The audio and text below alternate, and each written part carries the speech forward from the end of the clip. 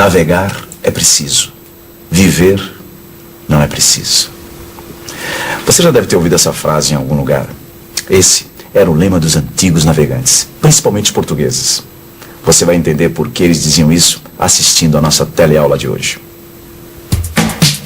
Nossa teleaula vai mostrar o que estava acontecendo no mundo um pouco antes da famosa viagem de Pedro Álvares Cabral até a nossa terra. Você vai viajar através de mapas e imagens e conhecer a Rota das Especiarias. Vai navegar pelos caminhos da África e das Índias junto com os navegantes portugueses. Você está pronto para embarcar nessa viagem? Então se liga que a nossa teleaula vai começar agora.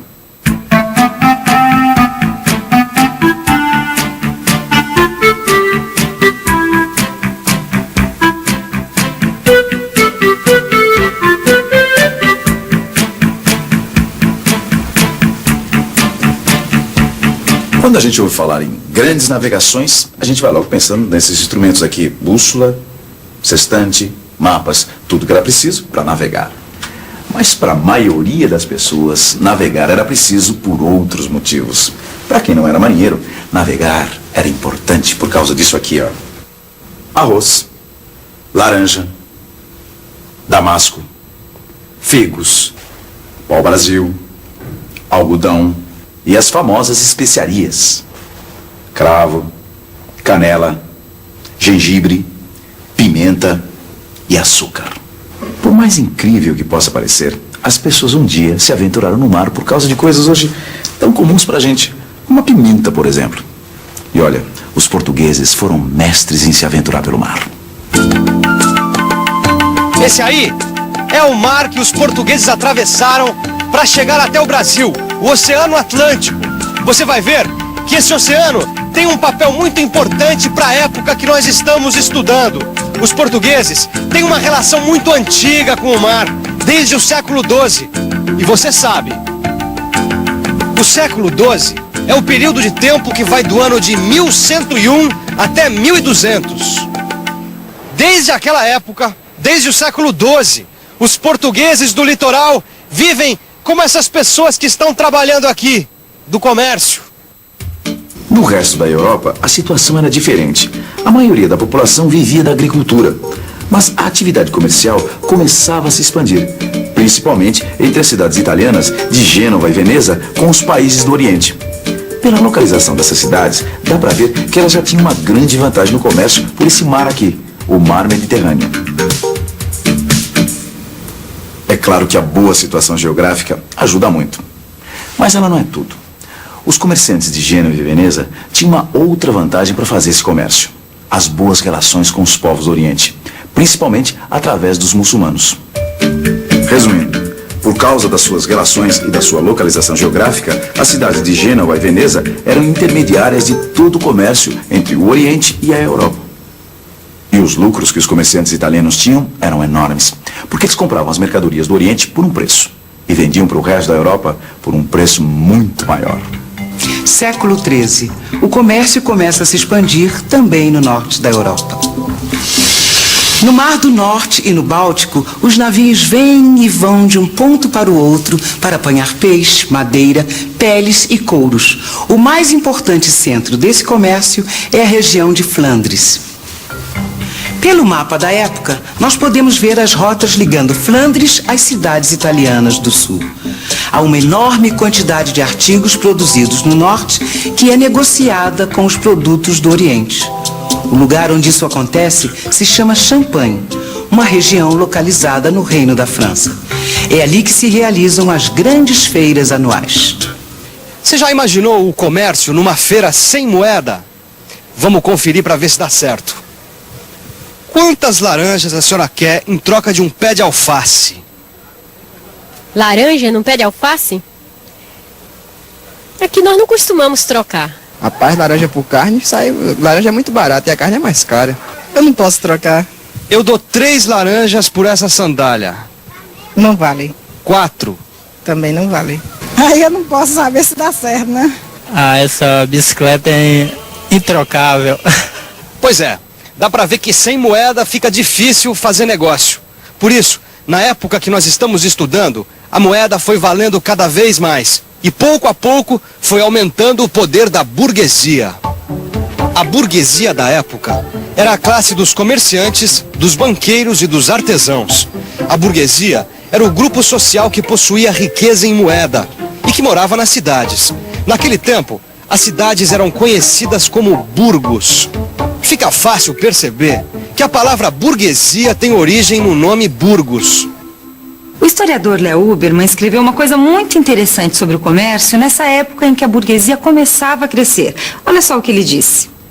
No centro da feira, pesavam-se, avaliavam-se e trocavam-se muitas variedades de moedas. Negociavam-se empréstimos, pagavam-se dívidas antigas. Aí, os banqueiros da época efetuavam negócios financeiros de tremendo alcance. Suas operações cobriam negócios que se estendiam por todo o continente. Entre seus clientes contavam-se papas e imperadores, reis e príncipes, estados e cidades. Século XIV. As coisas começam a mudar. Seria natural pensar que no século XIV o comércio iria crescer mais ainda. Só que não é isso que acontece. No caso do século XIV, o que acontece não é um avanço, é um recuo. Estamos em pleno século da fome. Guerras devastam a Europa. Entre elas, a famosa Guerra dos 100 Anos. Os campos são abandonados e a temida peste negra está matando 1/3 da população da Europa. Com as guerras, as rebeliões e as epidemias, o comércio entre o norte e o sul da Europa fica muito prejudicado. E o comércio pelo mar passa a ser a melhor opção. Esse mar que você está vendo aí atrás de mim era a melhor saída para a Europa do século XIV. Lá, do outro lado do Oceano Atlântico, estava o melhor caminho entre o norte da Europa e as cidades italianas do sul. E no meio do caminho estava Portugal. Portugal se tornou a passagem obrigatória dos navios que iam e vinham entre o norte da Europa e o sul da Itália. Em outras palavras, o que estava acontecendo era o seguinte: o centro comercial da Europa estava se deslocando do mar Mediterrâneo para o Oceano Atlântico. Portugal soube tirar vantagem dessa situação e já no século XV pôde partir por uma empreitada muito mais importante: a conquista de novas terras, novas fontes de comércio e para a exploração de novas riquezas. O primeiro alvo da expansão portuguesa foi a cidade de Ceuta, no norte da África. Ceuta era um importante centro de comércio de mercadorias de luxo orientais e de produtos africanos, como o ouro e o marfim. Além disso, a conquista de Ceuta significava para os portugueses uma vitória contra os grandes inimigos dos cristãos naquela época, os árabes, também chamados de mouros. Derrotar os mouros em Ceuta significou glória para a Igreja Católica, terras e títulos para os nobres, poder para o rei de Portugal, fortuna para os burgueses. E para os marinheiros e soldados portugueses, a conquista de Ceuta significou a perspectiva de uma vida melhor e mais cheia de aventuras. Depois disso, os portugueses continuaram sua expansão por outros pontos da África. Os portugueses começaram sua expansão nas Ilhas da Madeira e dos Açores. O próximo alvo foi o litoral africano. Mas isso não quer dizer que os portugueses pretendiam conquistar a África. O que eles queriam era estabelecer relações comerciais com os chefes africanos para conseguir ouro, marfim e principalmente escravos. E assim eles foram se expandindo rumo ao sul da África. Olhe bem, aí está a África. Observe como pouco a pouco a chegada às Índias por via marítima foi se tornando possível. No ano de 1488, Bartolomeu Dias e os seus marinheiros conseguem contornar e vencer finalmente o Cabo das Tormentas, que depois dessa muda até de nome, vira Cabo da Boa Esperança. 10 anos depois, em 1498, a esquadra do navegador Vasco da Gama chega a Calicut. Calicut era um importante porto de especiarias controlado pelos muçulmanos. Estava então aberta uma nova rota para as Índias, mais rápida e mais barata. Para as cidades italianas e para o norte da Europa, começava a decadência. Para Portugal, era o início da fama, fortuna e poder. Mas fama, fortuna, poder não dependem só de sorte. Dependiam naquela época muito disso aqui. Dependiam de saber navegar. Sair pelos mares naqueles tempos era uma aventura tão complicada quanto ir para o espaço nos dias de hoje.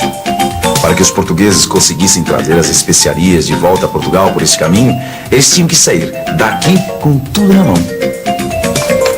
Tudo que eu digo está aqui. Os mapas, com as suas rotas de navegação. A bússola.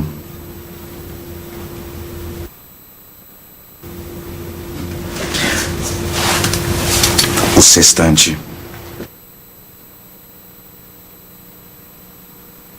Para sair pelo mar, era preciso saber navegar. E saber navegar significava conhecer os instrumentos de navegação. Mas olha, não foram só os instrumentos de navegação e o espírito de aventura que ajudaram os portugueses a dominar o oceano. A participação do rei nesse processo foi muito importante. Montar uma esquadra exigia anos de preparação. Era preciso ter capital e capacidade para formar o pessoal técnico. Por isso, o comando desse processo tinha que ficar nas mãos do rei. Era comum que o próprio rei ficasse no porto esperando as caravelas que vinham da Índia e da África. Afinal de contas, ele precisava ver como andava o seu negócio. E agora, você precisa rever tudo que aprendeu na nossa teleaula de hoje. E atenção, se liga aí que é hora da revisão. Na teleaula de hoje, você viu que as rotas do comércio se desenvolveram na Europa no século XIII.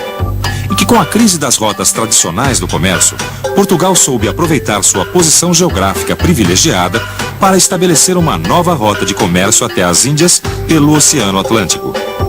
Você também viu que para se aventurar no mar, era preciso conhecer e dominar as técnicas de navegação. E que o dinheiro para se fazer isso dependia do poder do rei. A coroa portuguesa foi a grande financiadora das navegações.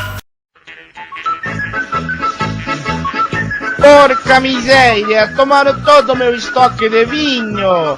Foi você, seu vagabundo, suma daqui. Maldito genovês. Esses italianos monopolizaram todo o mar Mediterrâneo, não deixando nenhum navio passar sem pagar pedágio. Assim é fácil ganhar dinheiro. O ideal seria se Portugal e Espanha encontrassem outro caminho para chegar até as Índias. Deve ter um jeito de desviar do mar Mediterrâneo e não ter que pagar pedágio para esses italianos. Queria só ver a cara deles. Cansei desses italianos. Vou para Portugal. Quero conhecer gente nova. Mas antes vou tomar um último gole. Italiano, eu quero o seu melhor vinho. E tem algum barco saindo para Portugal, é? Mas então, tu quer ir para Portugal? As coisas por aqui não andam muito bem mesmo. Por que aqui não tá bom? Desde que os turcos invadiram Constantinopla, Itália já não consegue mais nada. Veneza parou seu comércio praticamente, pois os turcos impediram nós de descer até a Índia. Mas bambino, Portugal as coisas tão diferentes por conta disso. Soube que Portugal tá contratando gente como você. Acho que eles querem só bêbado, degenerado, árabe ou judeu. Poxa, obrigado. Portugal é pioneiro na navegação, por causa de seu ponto estratégico. Também pelo infante Dom Henrique, que foi deposto para Sagres pelo rei Dom João. Lá ele fundou uma escola de navegação. Ministério para Sagres, onde não há de ouvir tuas vergonhas, ó filho ingrato. Na escola de navegação, Dom Henrique reuniu vários navegadores, exploradores e cartógrafos que experimentaram um novo instrumento na arte náutica, como o astrolábio, bússola e construção de grandes caravelas. Eu tenho alguma experiência, acho que o pessoal de Portugal vai gostar de mim. Você parece um degenerado, vamos contratá-lo. Eu tenho referências. O que você tá fazendo? Ah, senhor, ele destruiu a mapa de Japu da Casques. Poxa, desculpa. A senhora destruiu o mapa clássico, como vão fazer as navegadoras? Ah, não esquenta. O borrão aqui ficou parecendo um monstro marinho. Esse negócio de monstro é tudo mentira. Antigamente, antes da infante Dom Henrique, Colombo e Américo Vespuccio diziam nos pontos sobre monstros marinhos.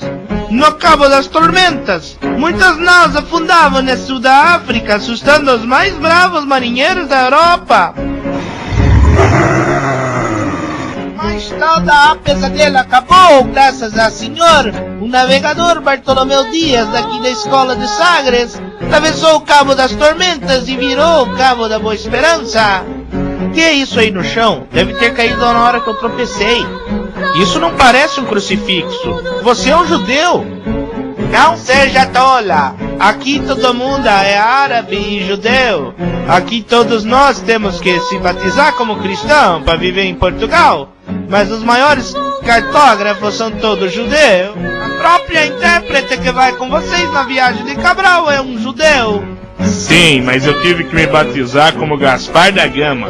A senhora abençoou Gaspar da Gama, pois ele foi encontrado por Vasco, que trouxe ele até aqui. Vasco da Gama? Vocês são parentes? Não, o maldito me capturou, me deixou preso embaixo do navio dele, pensou que eu era espião ou coisa assim. Daí ele viu que eu sei várias línguas, pois eu sei falar egípcio, italiano, francês, espanhol, e cismou de me colocar nessa viagem maluca do Pedro Álvares. Eu ouvi falar coisas horríveis sobre Vasco da Gama. Acho que só o rei Dom Manuel o Venturoso que gosta dele por ele ter feito o lucro que deu a viagem para as Índias, que deu 600% de lucro. Mas o homem difícil de lidar, viu? Ele trata os marinheiros igual cachorro. Que bem, seus cachorros, vamos voltar para a África. Era só ver um movimento numa costa da África que ele tacava a bomba na turma. O rei ficou tão contente com a viagem pro Vasco que planejou essa outra do Pedro Álvares. E além de ir para as Índias, nós vamos reconhecer uma área que nós conquistamos com o Tratado de Tordesilhas.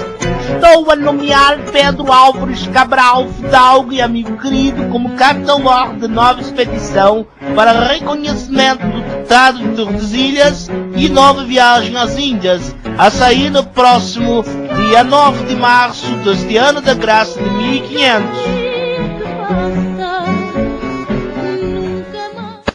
Sejam bem-vindos à Expedição Cabralinda. Ao meu lado tenho o feliz intérprete Gaspar da Gama e depois o sempre feliz Frei Henrique de Coimbra. Ao meu lado, Pero Vaz de Caminha, o grande escritor, e também o experiente Bartolomeu Dias. Mesmo muito empolgante reconhecer as áreas do Tratado de Tordesilhas.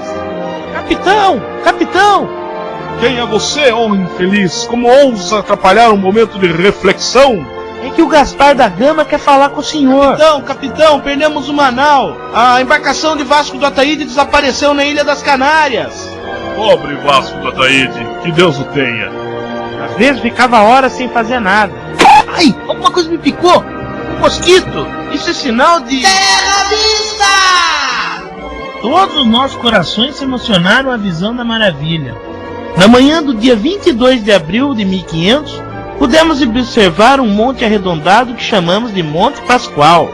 A vegetação era parecida com a da África e também dava para avistar algumas aves coloridas. Vamos dizer logo, Pedro Alves, estou louco para dar uma risada. Pode ficar tranquilo, ó Frei, eu vou anotar tudo que ver nesta terra maravilhosa. Capricha bem, hein, Caminha, pois o conteúdo desta carta é que vai decidir o interesse destas terras. O primeiro a descer foi Nicolau Coelho. Ele foi o primeiro também que fez contato com os selvagens. Gaspar da Gama, acho que acharam então outro caminho para as Índias. Não seja cretino, aqui não é a Índia. Mas tá cheio de índio. Durante a noite deu uma tempestade tão grande que provou para todo mundo que não era seguro ficar por aqui. Definitivamente aqui não é um porto seguro. Pela manhã viajamos até 10 léguas, encontramos uma recife com o porto dentro. O experiente Afonso Lopes vai buscar alguns selvagens para que nós conheçamos eles de perto. Já até aquela praia, quero fazer contato com aqueles selvagens. Olha, ele encontrou 2 índios e está trazendo uns pra cá. Veja, eles parecem até com um tabuleiro de xadrez. Sabaratoiaba pensava de Sorocaba. Muito bem, vamos conhecer melhor esses selvagens. Vamos iniciar uma série de testes. O primeiro teste foi mostrar um papagaio para o índio. Ele olhou para a ave e apontou para a terra. Depois fizeram um teste com um carneiro, mas eles não deram muita bola. Quando mostraram uma galinha, os dois morreram de medo. De galinha eles ficam assim, imagine se mostrarem um porco. Engraçadinho. também não apreciaram a comida da nau, serviram peixe cozido e vinho. Os dois cuspiram para fora, com uma cara de nojo. O cozinheiro acho que não gostou muito não. Mas o fato que mais chamou a atenção foi quando um deles apontou para o colar de ouro de Cabral, depois apontou para a terra. Tomamos nós o gesto daquele homem no sentido de que na terra havia daquelas riquezas. Excelente!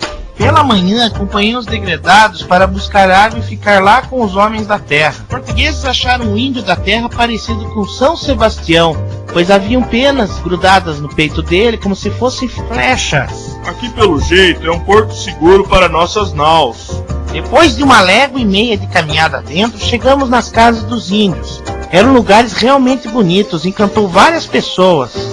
E a missa, Pedro Álvares? Devemos fazer a missa? As moças tinham cabelo preto e bem liso e pintavam seus corpos. Interessante que elas pintam de preto e vermelho. Com tudo isso à mostra, vou ficar olhando cor. Até agora não podemos saber se há ouro ou prata nela. Acho que cumprimos a metade de nossa missão. Temos que continuar a viagem para a Índia. Isso aí, Bartolomeu Dias. Vamos sair dessa ilha de Veracruz esta tarde. Mas antes vamos comemorar com vinho. O melhor vinho da safra. Ai, Jesus, tomaram todo o meu estoque de vinho. Foi você que bebeu tudo, seu vagabundo. Você vai ver.